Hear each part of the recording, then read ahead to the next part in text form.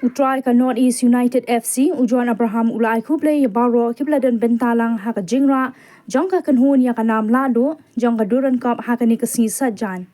haka jingai kuplay shekinong kashan lemba kiransan social media Ujuan Abraham ulaong ngila job kumta ngai buram ya baro kinong yarap jongka kanhun ki coach kirang ngile kai madya baro kibladen benta haka kanhun bakan yo bankhor ya kanam lado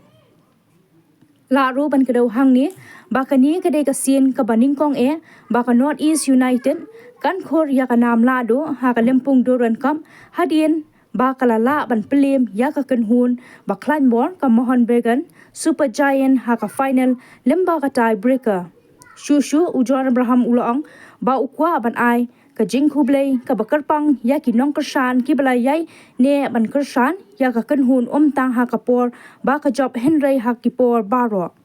ka North East United FC kalayo ru ban thawi ka record kum ka kenhun baningkong na ka than shatay lamingi jong ka ri ban khor ya ka nam lado jong ka duran cup da ka jingla jong ka ban pelem no ya ka Mohon Began Super Giant ha ka tie breaker ha ka jingya kon ka ba itanat bha kabla long ha ka Vivek Kanandan Yuba Bharati Krirangan Kolkata.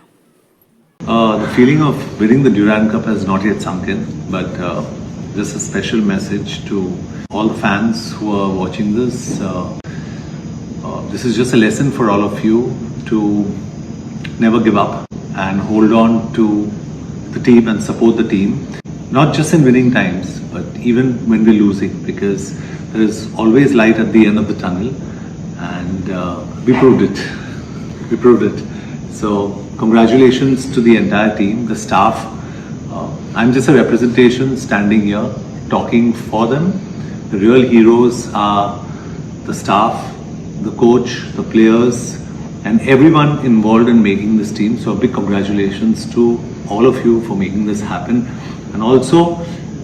to those fans who stood by us and supported us through thick